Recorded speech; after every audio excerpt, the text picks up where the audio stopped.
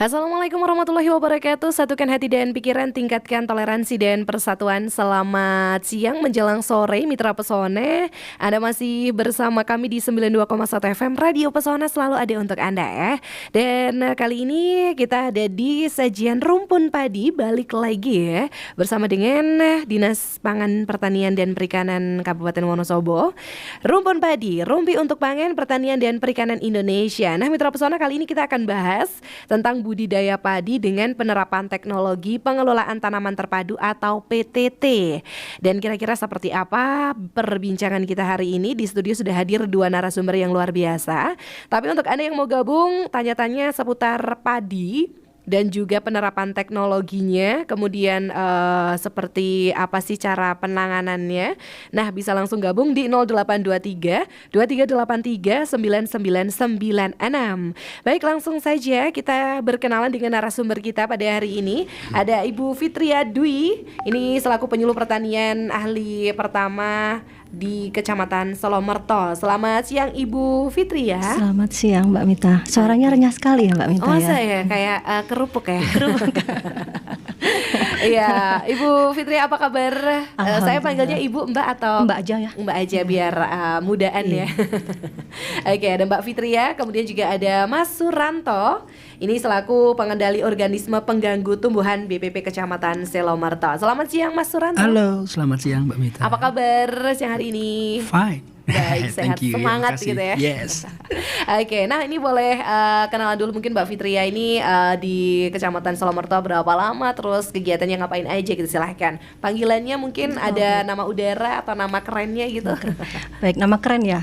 Nama lengkap saya Fitria Dwi Arianti, Mbak Mita, dan Mitra Pesona. Biasanya dipanggil Mbak Pipit, Mbak aja ya. Saya karena tergolong emak-emak yang menolak tua. Oh iya, Mahmud gitu ya. Emak-emak menolak tua. Kebetulan sebelum penempatan di BPP Solomerto per 1 Januari saya ada di BPP Kecamatan Kertek Mbak. Dan seperti biasa kegiatan saya penyuluhan, pendampingan ke kelompok tani, melakukan pengubidan dan lain sebagainya. Tupoksi sesuai tupoksi saya begitu. Baik, Mbak Pipit gitu sapaannya.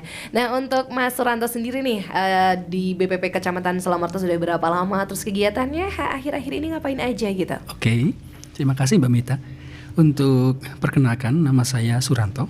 Ya, bisa dipanggil dengan Mas Ranto aja kali ya. Mas Ranto. Terus saya di Solomerto udah hampir 2 tahun ya. Udah hampir 2 tahun. Untuk kegiatan yang kami geluti untuk saat-saat ini, kami masih melakukan diksar, pendidikan dasar, dan tupoksi kami adalah untuk mengendalikan, memantau, sekaligus mengamati hama penyakit khususnya tanaman pangan maupun hortikultura yang berada di Solomerto, Wonosobo, dan Sukoharjo. Oke, jadi ini fokus pada penanganan hama penyakit gitu ya Mas Ranta ya. Iya Mbak Mita. Iya, jadi Mitra Pesona hari ini topik kita adalah budidaya padi dengan penerapan teknologi pengelolaan tanaman terpadu atau PTT dan fokus pada padi. Pastinya ini beras adalah bahan pangan pokok yang sebagian besar masyarakat Indonesia. Kalau orang Wonosobo belum makan nasi itu belum makan gitu ya. Makan, bener ya. Iya, seiring tingginya laju pertumbuhan penduduk, kebutuhan akan beras pun juga pastinya semakin meningkat. Nah, untuk memenuhi kebutuhan tersebut maka diperlukan suatu upaya untuk meningkatkan produksi beras. Dengan semakin menurunnya jumlah luas lahan di setiap tahunnya, maka diperlukan suatu penerapan teknologi yang bisa membantu meningkatkan produksi padi. Nah, salah satu penerapan teknologi yang digunakan adalah penerapan teknologi pengelolaan tanaman terpadu atau PTT. Terdapat beberapa komponen dalam PTT, yaitu komponen teknologi dasar dan komponen teknologi pilihan. Nah, Mitra Pesona, salah satu dari komponen teknologi dasar PTT adalah pengendalian organisme pengganggu tanaman yang dilakukan secara terpadu. Nah, ini biasanya lebih dikenal dengan istilah PHT. Pengendalian hama terpadu adalah suatu konsepsi atau cara berpikir mengenai pengendalian organisme pengganggu tumbuhan atau OPT dengan pendekatan ekologi yang bersifat multidisiplin untuk mengelola populasi hama dan penyakit dengan memanfaatkan beragam taktik pengendalian yang kompatibel dalam suatu kesatuan koordinasi pengelolaan. Karena PHT sendiri ini merupakan suatu sistem pengendalian yang menggunakan pendekatan ekologi hubungan makhluk hidup dengan lingkungan. Maka pemahaman tentang biologi dan ekologi hama dan penyakit menjadi sangat penting. Kalau kemarin kita regenerasi petani muda, kali ini kita akan membahas tentang PTT, khususnya ini budidaya padi dengan penerapan PTT dan juga bagaimana sih gitu ya pencegah pengendalian hama terpadu, karena ada pakarnya Mas Ranto. Nah, ini saya pengen tanya nih ya, dalam rangka meningkatkan produksi beras atau padi, ini salah satu caranya adalah dengan PTT ini, penerapan pengelolaan tanaman terpadu. Nah, apa sih sebenarnya PTT itu gitu? Oke. Dan komponennya apa aja sih gitu? Baik, Mbak Mita, terima kasih. Mitra Pesona yang saya cintai dan saya banggakan. Seperti yang disampaikan oleh Mbak Mita bahwa beras memang merupakan bahan pangan pokok sebagian besar masyarakat Indonesia nggih. Kalau misal belum makan beras ya, belum makan nasi ya kayaknya belum makan gitu. Betul. Mau makan mie ayam 2 bungkus, 3 bungkus tetap aja kayaknya belum makan, belum komplit kalau misal kita nggak makan nasi. Nah, dengan laju pertumbuhan penduduk yang semakin meningkat, jadi dibutuhkan memang peningkatan produksi. Sebenarnya banyak strategi yang dilakukan pemerintah, salah satunya adalah PTT ini. Nah, apa sih PTT itu gitu kan? Nah, teknologi PTT padi ini merupakan suatu pendekatan inovatif dalam upaya peningkatan efisiensi usaha tani padi dengan menggabungkan berbagai komponen teknologi yang saling menunjang dan memberikan pengaruh yang lebih baik terhadap pertumbuhan dan produktivitas tanaman. Nah, di dalam teknologi PTT ini ada 2 komponen. Yang pertama adalah komponen dasar, yang kedua adalah komponen teknologi pilihan. Kalau misal komponen dasar ini komponen yang sangat dianjurkan untuk dilakukan oleh petani di lahan sawah mereka. Sedangkan untuk komponen teknologi pilihan ini mereka bisa memilih sesuai dengan kemauan mereka, kemampuan mereka, dan spesifik lokasi lahan mereka. Jadi tidak bisa dipaksakan. Nah, untuk komponen dasar ini ada beberapa aspek yang harus dilaksanakan. Yang pertama adalah penggunaan varietas unggul baru, baik itu padi inbrida maupun hibrida. Yang selanjutnya adalah penggunaan benih bersertifikat, bermutu, dan berlabel. Ini wajib untuk dilaksanakan oleh para petani. Selanjutnya adalah pemberian bahan organik. Nah, pemberian bahan organik ini kita bisa melalui pengembalian jerami. Jadi setelah panen kita bisa mengembalikan jerami ke lahan sawah dalam bentuk kompos maupun pupuk kandang. Gitu Mbak Mita. Terus selanjutnya adalah ada pengaturan populasi tanaman secara optimum. Nah, di sini kami biasanya menyarankan untuk menggunakan sistem tanam jajar legowo seperti itu. Yang selanjutnya, aspek yang kelima adalah pemupukan berdasarkan kebutuhan tanaman. Jadi pemupukan ini sebenarnya tidak dianjurkan untuk dilakukan terlalu berlebihan gitu nggih, karena setiap tanaman mempunyai kadarnya sendiri-sendiri. Nah, di sini kita menilai kebutuhan unsur ini kalau unsur kita bisa menggunakan BWD, bagan warna daun pembacaannya. Terus untuk kebutuhan unsur HRP dan K bisa menggunakan alat uji yang kami kenal biasa dengan perangkat uji tanah sawah. Itu 5 komponen, dan komponen terakhir adalah yang paling penting dan biasanya sangat-sangat ditunggu oleh petani untuk bisa banyak ilmunya ya. Ini adalah pengendalian organisme pengganggu tumbuhan dengan pendekatan PHT. Nanti mungkin bisa disampaikan oleh Mas Ranto yang ahlinya di bidang ini. Nah, ada 6 komponen dasar yang wajib dilakukan oleh petani untuk melaksanakan PTT ini. Sedangkan untuk komponen teknologi pilihan itu meliputi yang pertama adalah pengolahan tanah, yang kedua adalah penggunaan bibit muda. Nah, penggunaan bibit muda ini kurang dari 21 hari, Mbak. Hanya saja memang ada beberapa hal, kalau misal memang lahannya itu atau pertanian sawahnya itu memang endemis dengan keong mas atau penggerek batang, itu memang tidak disarankan untuk menggunakan bibit muda. Makanya ini termasuk di dalam teknologi pilihan. Selanjutnya adalah tanam bibit 1 sampai dengan 3 batang per lubang, per rumpun. Itu. Terus yang keempat adalah pengairan secara efektif dan efisien. Biasanya kami mengenalnya dengan pengairan berselang. Seperti itu. Terus selanjutnya adalah penyiangan dengan menggunakan landak atau gasrok, dan yang terakhir adalah panen tepat waktu. Jadi ada 6 komponen dasar dan ada 6 komponen teknologi pilihan yang bisa diterapkan pada PTT ini untuk bisa meningkatkan produksi padi. Seperti itu. Oke, jadi ada 6 komponen dasar dan juga ada 6 untuk PTT sendiri teknologinya gitu ya. Baik. Nah, tadi salah satunya ini kalau salah satu komponen PTT ini ada pengendalian hama terpadu. Lah, langsung ke pakarnya nih Mas Ranto. Oke. Apa sih PHT itu gitu? Oke, terima kasih Mbak Mita. Dan tadi di dalam komponen di PTT itu terdapat ada namanya juga PHT, pengendalian hama terpadu ya. Jadi ini sangat rasakan oleh para petani kita khususnya untuk petani di tempat kami, di tempat tugas kami Silomerto, Mbak. Jadi kami saat-saat ini sangat disibukkan dengan berbagai macam penyakit. Salah satu yang dominan penyakit padi di tempat kami di Silomerto adalah tungro atau yang disebabkan oleh warna hijau. Nah, untuk itu hari ini kami akan mencoba untuk menjelaskan konsep untuk penanggulangan tungro ataupun penanggulangan penyakit yang lain dengan konsep PHT. Gitu.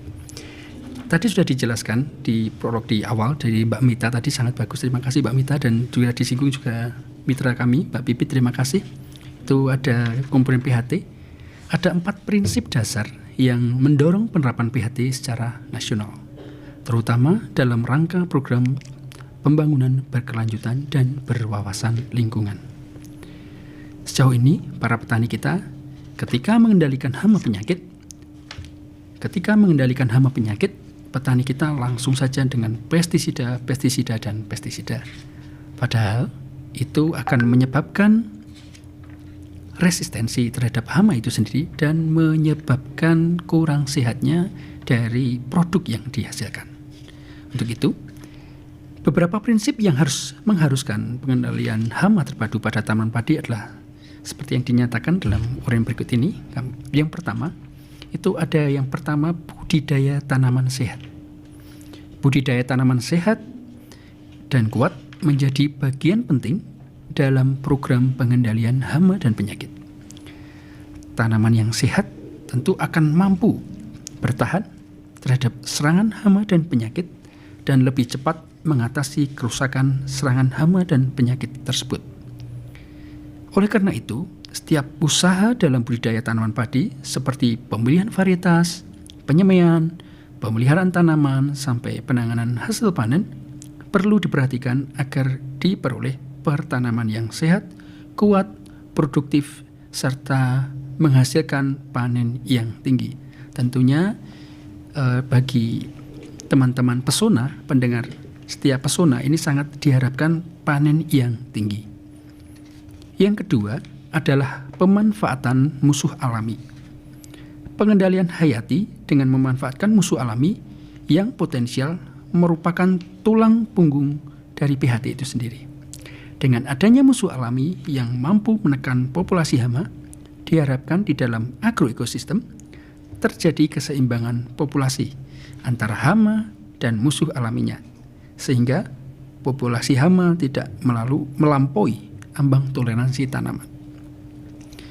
Kita berbicara 10-15 tahun yang lalu, itu untuk perkembangan hama dan penyakit tentunya sangat sedikit, Mbak Mita ya, dan para pendengar pesona. Kenapa bisa sedikit? Karena keseimbangan agroekosistem yang berada di lingkungan sawah sangat terjaga. Sekarang kita di sawah untuk untuk mencari keseimbangan lingkungan itu sangat susah, karena tempat kita khususnya di pertanian ular saja ditangkapi, Mbak. Itu padahal musuh alami dari tikus. Nah, ini namanya pemanfaatan musuh alami. Nah, tentunya dengan adanya sistem dari PHT ini diharapkan teman-teman pesona bisa mengendalikan hama ini dengan sesuai panduan, yaitu sistem pengendalian hama terpadu. Yang komponen ketiga, pengamatan rutin dan pemantauan. Agroekosistem bersifat dinamis karena banyak faktor di dalamnya yang saling mempengaruhi satu sama lain. Untuk dapat mengikuti perkembangan populasi hama dan musuh alaminya serta mengetahui kondisi tanaman, harus dilakukan pengamatan secara rutin. Informasi yang diperoleh digunakan sebagai dasar tindakan yang akan dilakukan oleh petani itu sendiri. Yang terakhir, petani sebagai ahli PHT. Penerapan PHT harus disesuaikan dengan keadaan agroekosistem setempat. Rekomendasi PHT hendaknya dikembangkan oleh petani itu sendiri. Petani itu sendiri adalah orang yang mengetahui tentang lingkungan, tentang sawahnya sendiri, kurang apa, bagaimana, perlakuannya seperti apa, itu adalah petani sendiri. Untuk itu, petani harus bisa menjadi sebagai petani ahli. Agar petani mampu menerapkan PHT, diperlukan usaha permasyarakatan PHT. Bisa melalui pelatihan baik secara formal maupun informal, melalui penyuluhan yang ada. Gitu Mbak Mita. Oke, jadi PHT ini adalah pengendalian hama terpadu. Iya. Ini ada penyuluhannya juga bagaimana untuk pengendaliannya gitu. Betul. Ya. Ada ular, tikus, Ya. ulat juga gitu ya. Baik. Nanti tanya lebih jauh lagi sama Mas Ranto. Tapi ini saya pengen tanya juga, komponen dalam PTT ini nggak hanya pengendalian hama terpadu saja, tapi juga ada tadi disampaikan pengairan berselang. Nah, pengairan berselang itu kayak gimana sih Mbak Pipit? Oke Mbak Mita dan Mitra Pesona, pengairan berselang ya, itu merupakan komponen teknologi pilihan yang bisa dipilih oleh petani. Jadi maksud dari pengairan berselang ini, kalau misal kita masih awam mendengar pertama kali, mungkin pengairan berselang itu apa ya? Apakah pengairan yang menggunakan selang atau gimana gitu? Tapi yang dimaksud pengairan berselang ini adalah pengairan yang pemberian air yang dilakukan dengan mengatur kondisi sawah dalam keadaan kering dan tergenang secara bergantian. Jadi kadang diairi, kadang enggak. Kadang diairi, kadang enggak. Seperti itu Mbak Mita. Nah, tujuannya apa gitu kan? Nah, tujuannya ini yang pertama adalah kita bisa menghemat air. Bisa lebih menghemat air karena kan sekarang ketersediaan air ya, SDA-nya kan sekarang lebih sudah menurun. Jadi ini bisa menghemat air sehingga areal sawah yang bisa dialir itu bisa lebih luas. Nah, yang kedua adalah dengan pengairan berselang ini kita bisa memberikan kesempatan kepada akar tanaman untuk memperoleh udara lebih banyak sehingga dapat berkembang lebih dalam. Jadi akar yang dalam itu dapat menyerap unsur hara dan air dengan lebih baik seperti itu. Terus selanjutnya adalah mampu mencegah timbulnya keracunan besi. Nah, yang selanjutnya bisa mengaktifkan jasad renik atau mikroba tanah yang bermanfaat. Yang selanjutnya adalah mengurangi kerebahan. Nah, ini juga bisa mengurangi jumlah anakan yang tidak produktif pengairan berselang ini. Nah, bisa juga untuk menyeragamkan pemasakan gabah dan mempercepat waktu panen, memudahkan pembenaman pupuk ke dalam tanah, dan memudahkan pengendalian HPT Mbak. Jadi sangat penting sekali, meskipun ini merupakan teknologi pilihan, kami sangat menganjurkan pengairan berselang. Nah, caranya seperti apa gitu kan? Pengairan berselang itu seperti apa sih? Yang dilakukan adalah pada saat kita tanam padi ya, di lahan itu usahakan kondisinya macak-macak, nyemek-nyemek gitu ya, macak-macak ya. Mbak Mita tahu macak-macak? Kalau nyemek saya taunya mie Oh iya, ya. Jadi macam-macam berlumpur, iya benar sekali, ya benar. Terus ini diusahakan tanaman lahannya itu macam-macam. Nah, ini dipertahankan Mbak. Jadi selama 4-7 hari tergantung dengan kondisi lahan petani itu tersendiri. Kalau misal memang lahan pertanamannya itu mudah kering, jadi itu nanti intervalnya lebih diperpendek. Jadi tidak harus saklek 7 hari, harus 7 hari gitu, enggak. Jadi disesuaikan dengan lahan persawahannya itu. Nah, selanjutnya setelah kita berikan air, itu kita off dulu. Nah, setelah itu selanjutnya sambil menunggu tanah berbelah, kadang melihat sawah ya, kalau misal ada kondisi agak berbelah kayak retak-retak gitu sedikit, nah itu baru boleh diberi air lagi dengan ketinggian sekitar 3-5 cm. Setelah itu pertahankan secara kontinu Mbak, secara kontinu ya, dengan interval 2 atau 3 hari, dan ini lagi-lagi tergantung sama kondisi lahannya petani itu sendiri, sampai anakan maksimal sekitar 45-50 hari setelah tanam. Nah, setelah itu, setelah memasuki fase anakan maksimum, lahan harus digenangi secara terus-menerus. Nah, setelah itu baru lahan nanti dikeringkan 14 hari sebelum kita panen. Jadi untuk mengurangi pertumbuhan anakan yang tidak produktif itu, seperti itu. Begitu Mbak Mita. Oke, jadi tadi ada yang nyemek-nyemek gitu, berlumpur. Nah, kalau misalnya sumber airnya melimpah gitu, bisa diatur juga nggak Mbak? Bisa Mbak. Kalau untuk pengairan berselang itu kan kalau misal memang air berlimpah, tapi kita kan fungsinya pengairan berselang itu kan untuk untuk mempertahankan kondisi pertanaman padi kita. Jadi itu bisa ditutup. Jadi dua-duanya ditutup Mbak. Jadi setelah kok kering, kelihatan kering sudah membelah, baru nanti diairi kembali.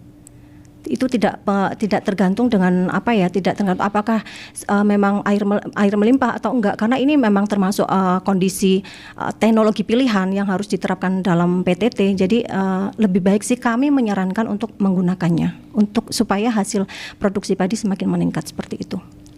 Oke, jadi bisa diatur gitu Bisa diatur. kadar airnya. Iya. Kalau terlalu melimpah bisa ditutup juga. Bisa ditutup, Yang penting iya. tadi yang dikatakan agak nyemek-nyemek gitu, berlumpur. Baik. Nah, kalau Mas Ranto nih Mas, cara mengidentifikasi hama penyakit tanaman yang disebabkan oleh virus, jamur, hama, bakteri ini gimana cara membedakannya gitu? Dan mengidentifikasinya tuh gimana sih Mas? Baik, oke, terima kasih Mbak Mita pertanyaannya. Untuk cara mengidentifikasi tanaman yang terindikasi dari hama, penyakit, dan dari bakteri, virus, itu bisa dilihat dari satu, itu morfologinya atau bentuk luarnya. Biasanya untuk tanaman-tanaman yang terkena hama itu terdapat fisik yang berkurang.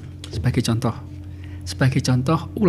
ulat atau belalang itu dia memakan daun kalau di tanaman padi, gitu ya. Kalau untuk identifikasi dari jamur itu dari morfologi daun. Morfologi daun di padi kita tahu penyakit yang disebabkan oleh jamur di padi ada namanya blas. Blas itu seperti bercak kuning belah ketupat yang berada di daun. Blas ini sangat berpotensi sekali bisa mengurangi produksi pertanian jikalau dalam penanganannya tidak tepat. Penanganan yang tepat bisa menggunakan fungisida dalam dosis yang dianjurkan atau bisa menggunakan apa yang namanya agen pengendali hayati yang disebut dengan Paenibacillus. Ada juga untuk identifikasi dari bakteri seperti yang kita tahu untuk di pertanian kita itu ada namanya penyakit BLB ya, BLB atau yang kita sebut dengan kresek. Nah, ini Pak Sobat dari Pesona, Mitra Pesona, untuk teman-teman petani ini sangat tidak asing dengan istilah kresek ini. Nah, kresek ini ternyata disebabkan oleh bakteri. Penanganannya dari awal di, kalau bahasa Jawanya itu uritan Mbak Mita ya. Uritan atau persemaian itu sudah dilakukan pencegahan. Bisa menggunakan Paeni ya.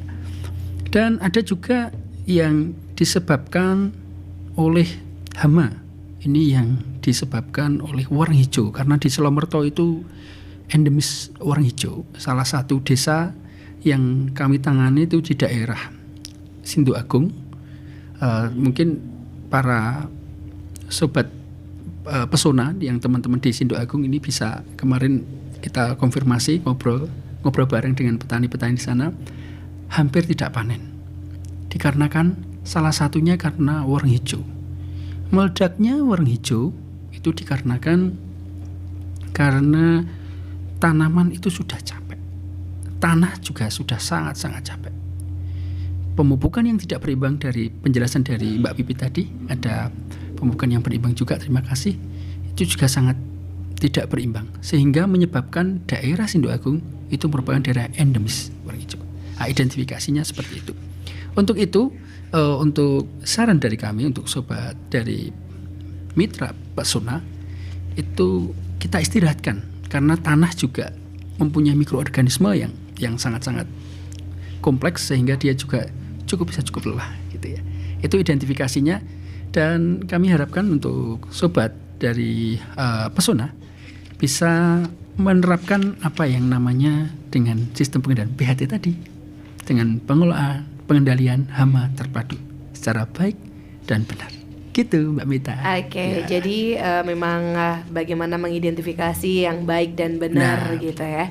Oke, ini sudah banyak penanya yang masuk, tapi kita tahan dulu sejenak. Nanti kita tanyakan kepada narasumber kita, tapi kita akan break dulu. Kita akan kembali setelah yang satu ini. Jadi tetap di sajian rumpun padi, kebalik ya, di sajian rumpun padi, rumpi untuk pangan, pertanian dan perikanan Indonesia. Masih seputar budidaya padi dengan penerapan teknologi pengelolaan tanaman terpadu atau PTT. Dengan narasumber kita ada Mbak Pipit dan juga Mas Ranto. Kita akan kembali sesaat lagi, Mitra Pesona, jadi tetap bersama kami di 92,1 FM Radio Pesona.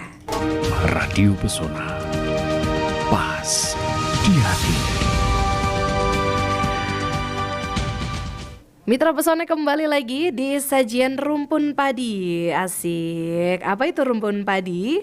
Rumpi untuk pangan, pertanian dan perikanan Indonesia. Masih seputar budidaya padi dengan penerapan teknologi pengelolaan tanaman terpadu atau PTT, dan masih bersama narasumber kita ada Mbak Pipit dan juga Mas Suranto. Oke, ini tadi kita udah bahas tentang ada pengairan yang berselang, terus apa itu pengendalian hama terpadu, apa itu PTT juga. Nah, ini kebetulan ada penanya yang sudah masuk. Saya baca dulu, ini ada Mas Slamet di Wonosobo, mau tanya apa yang sebaiknya dilakukan agar tanaman padi tidak ngelaras. Oke, ini yang jawab siapa nih? Mas Ranto ya. Oh, ini OPT-nya. Oke, OPT-nya. Ahli di Mas bidangnya. Ranto langsung aja silakan dijawab bagaimana nih Mas biar tanaman padi tidak ngelaras. Silahkan Mas. Oke, terima kasih untuk Mas Slamet yang sudah atensi untuk bertanya, dan Mbak Mita terima kasih, Mbak Pipit juga sudah mempersilahkan, thank you.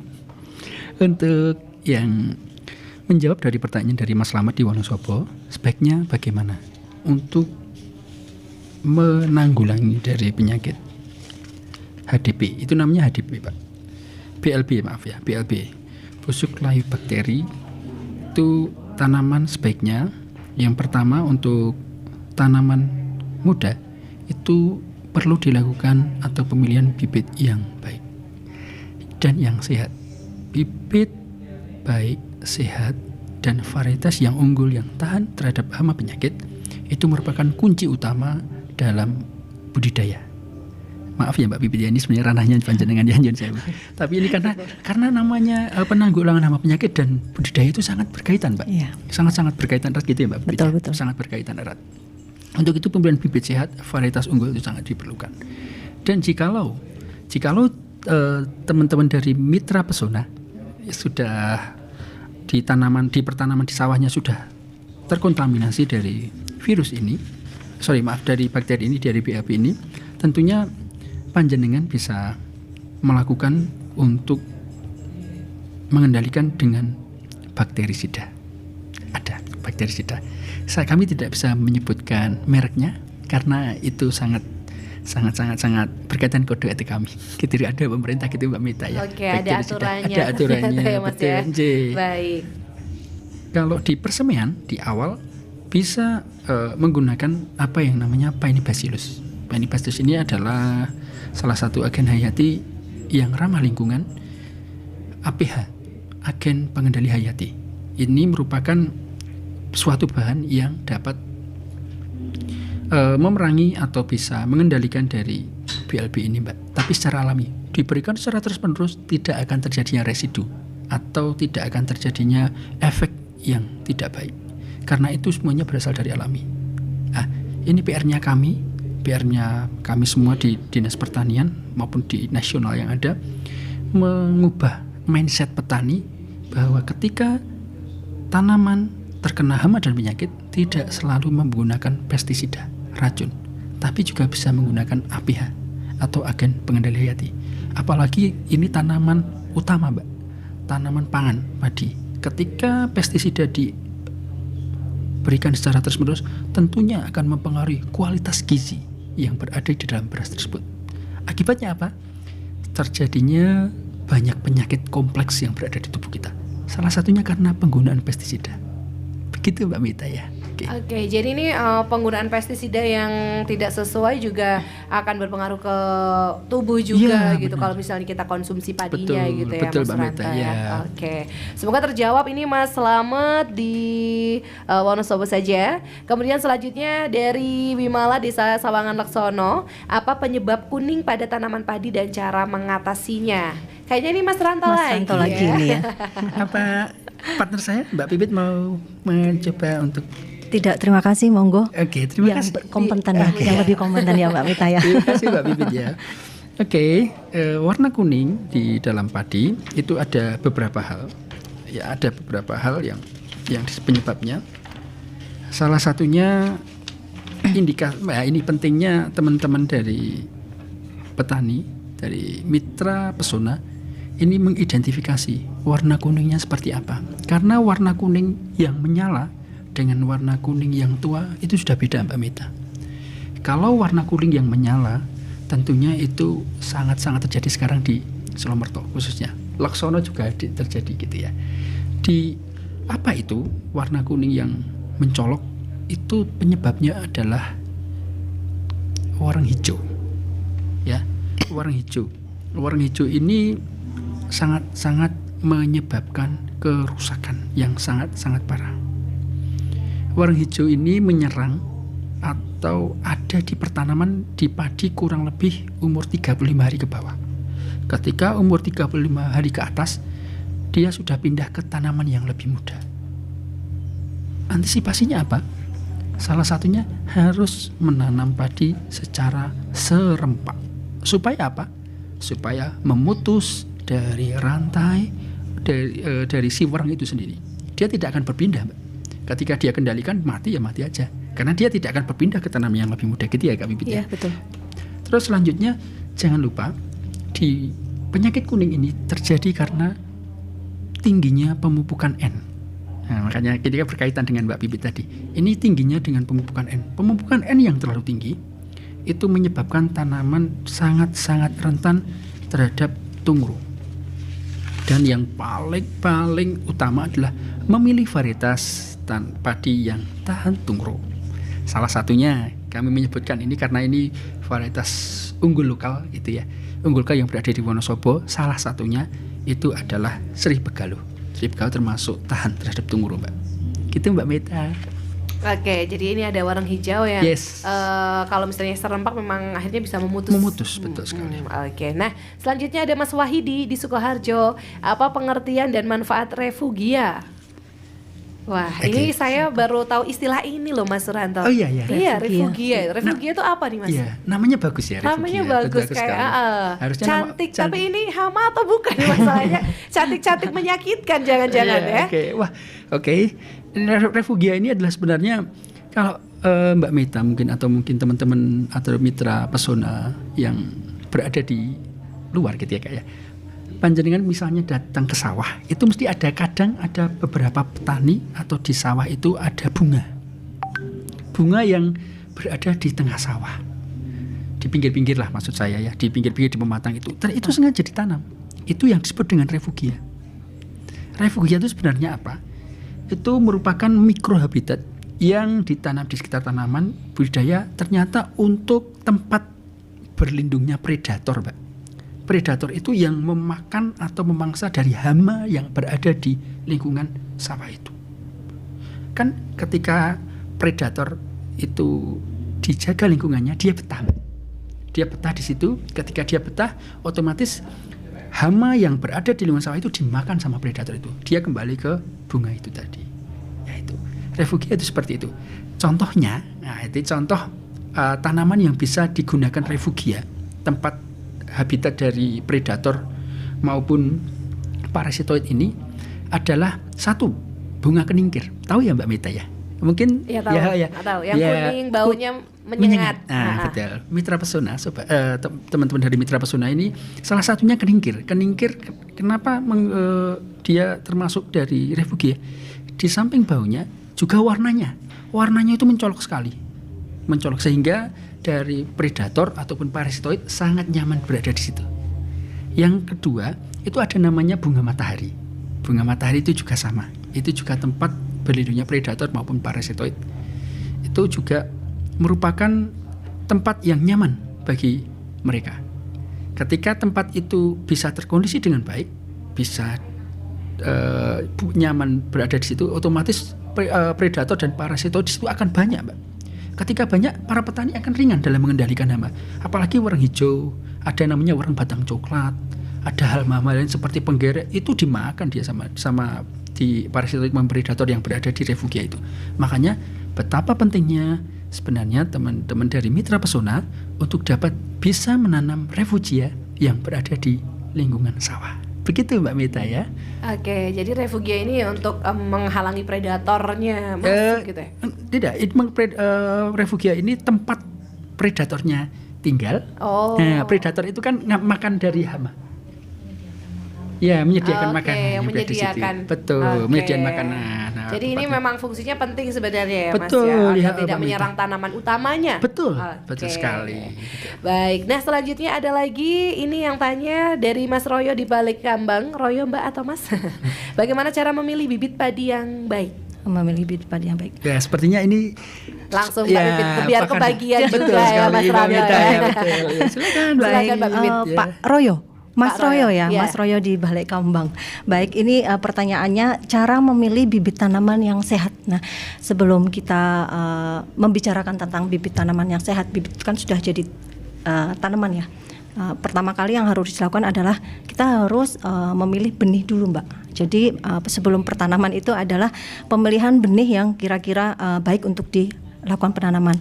Nah, pada dasarnya dalam penanaman padi itu seperti yang tadi disampaikan, ini merupakan komponen juga dalam PTT bahwa kita harus menggunakan benih yang VUB ya, jadi varietas unggul.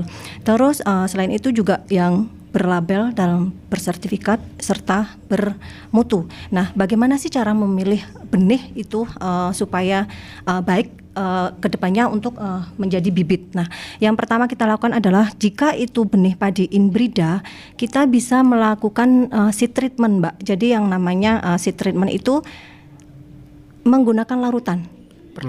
Perlakuan. Jadi menggunakan larutan garam, bisa juga menggunakan ZA atau urea. Nah, kami biasanya caranya, ini konsentrasinya udah pas atau belum sih gitu. Kami menggunakan telur sampai telurnya mengapung. Jadi air, terus nanti dicampur dengan 30 gram atau 20 gram urea atau ZA ataupun garam.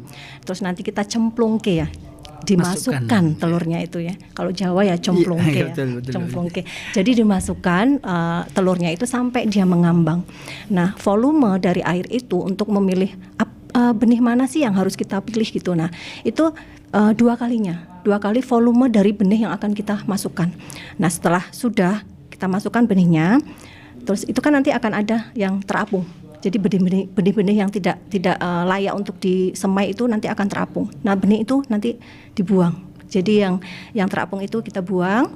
Setelah itu kita rendam selama 24 jam ya, 1 hari. Setelah itu baru nanti kita tiriskan selama 2 malam. Nah, baru siap untuk disemai. Nah, benih yang sehat ini, yang sudah siap kita semaikan itu nanti akan menjadi bibit yang sehat ini.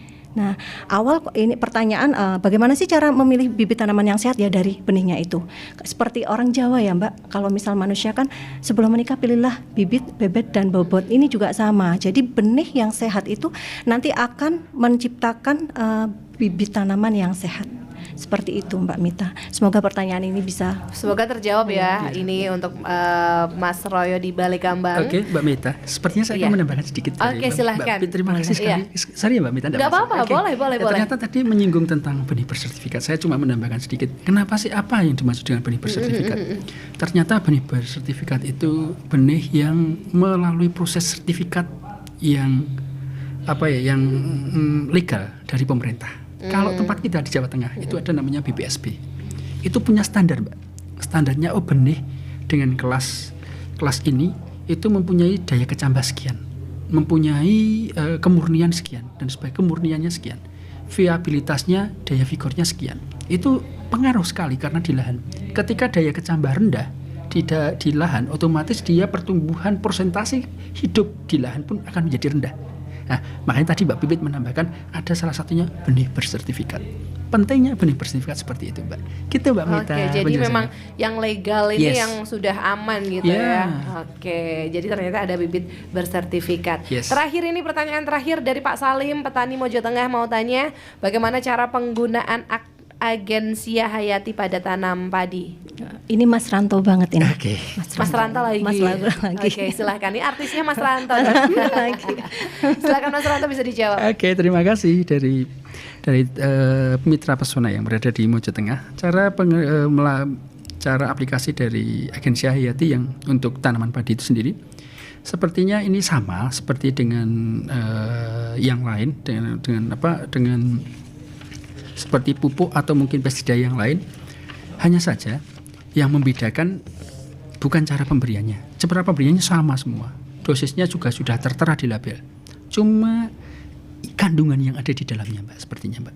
Kandungan di dalamnya ternyata pH ini merupakan agensia pengendali hayati, itu berupa di dalamnya ada semacam berupa makhluk hidup, bisa berupa bio, atau dia bisa juga berupa bahan aktif secara alami yang diambil dari satu jamur yang bermanfaat.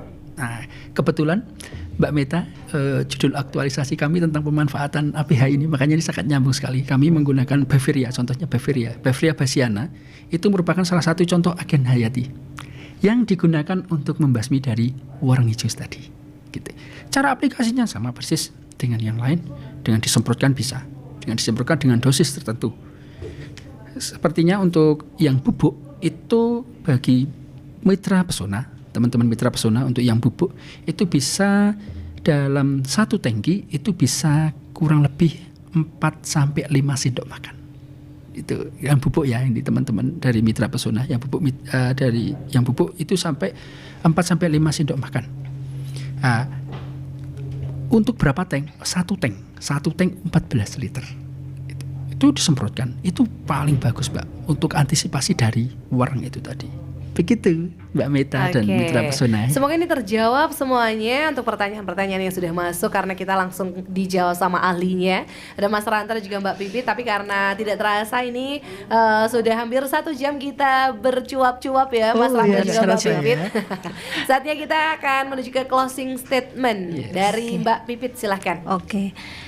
Closing statement dari kami adalah bahwa beras ini kan merupakan komoditas yang penting ya Mbak Mita. Jadi karena merupakan bahan pokok bagi kita. Seperti yang tadi kita sampaikan di awal, kalau misal belum makan ya belum makan nasi ya belum makan gitu kan, mau mie ayam seberapa bungkus pun. Nah, oleh karena itu maka produksinya ini memang perlu dipertahankan. Kalau misal bisa ya wajib ditingkatkan lagi gitu. Nah, salah satunya adalah dengan penerapan teknologi terpadu ini, dengan penerapan PTT ini diharapkan produksi padi meningkat dan kebutuhan masyarakat bisa terpenuhi, khususnya wilayah Wonosobo. Dan sebagai pengetahuan aja Mbak Mita, informasi bahwa beras ASN ini yang sekarang ada, beras ASN ini juga ini berasal dari Kecamatan Slomerto loh. Dari Desa Wulungsari, dari kelompok tani Sumberjaya. Nah, itu dari Outremoles. Oke. Dari Mas Ranto silahkan. Oke. Closing statement dari kami, konsep PTT ini sangat penting. Sangat penting karena meliputi dari teknik budidaya, pengetahuan dasar dan sebagainya. Konsep PTT tidak akan terwujud dengan adanya PHT yang ada di dalamnya. Ternyata PHT dan PTT merupakan satu kesatuan yang tidak bisa dipisahkan, dan itu merupakan dari bagian yang tidak bisa berjalan sendiri-sendiri. Di dalam PTT terdapat konsep dari PHT itu sendiri. Gitu, terima kasih Mbak Mita. Oke, terima kasih Mas Ranto dan juga Mbak Pipit untuk ilmunya hari ini. Kita bisa ketemu lagi di lain kesempatan ya, Mbak Pipit dan juga Mas Ranto, dengan topik-topik lain. Kali ini pagi mungkin besok ada tomat, cabai.